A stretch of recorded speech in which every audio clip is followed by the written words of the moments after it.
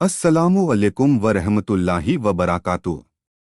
ताकि जब मैं आपसे स्वर्ग में मिलूं तो आपको पहचान सकूं।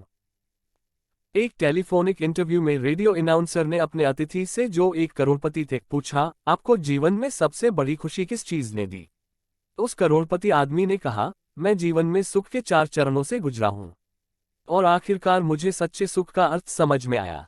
पहला कदम धन और संसाधनों को इकट्ठा करना था, लेकिन इस मुकाम पर मुझे वह खुशी नहीं मिली जो मैं चाहता था।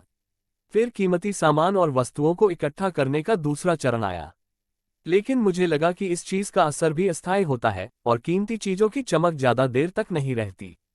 फिर आया बड़ा प्रोजेक्ट मिलने का तीसरा चरण, जैसे फुटबॉल टीम खरीदना, टूरिस्ट रिजॉर्ट खरीदना आदि। लेकिन यहां भी मुझे वह खुशी नहीं मिली जिसकी मैंने कल्पना की थी। चौथी बार ऐसा हुआ कि मेरे एक मित्र ने मुझे कुछ विकलांग बच्चों के लिए व्हीलचेयर खरीदने में भाग लेने के लिए कहा। अब इस घटना का विवरण सुनिए। मैंने अपने दोस्त की सलाह पर तुरंत व्हीलचेयर खरीद ली, लेकिन दोस्त की जिद थी कि मैं उसके साथ चलूं और उन बच्चों को व्हीलचेयर अपने हाथों से सौंप दूं। मैं तैयार होकर उसके साथ चल दिया। वहां मैंने अपने हाथों से वे कुर्सियां उन बच्चों को दी। मैंने उन बच्चों के चेहरों पर एक अजीब सी खुशी की चमक देखी।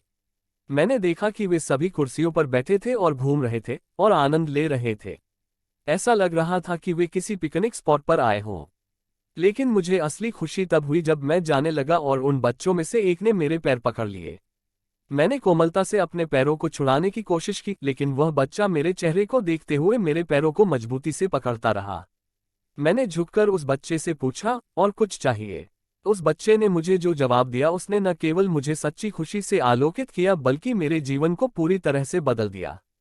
उस बच्चे ने कहा, मैं आपके चेहरे की छाप अपने दिमाग में रखना चाहता हूं, ताकि जब मैं आपसे स्वर्ग में मिलूं तो मैं आपको पहचान सकूं और एक बार अपने भगवान के सामने आपका धन्यवाद कर सकूं।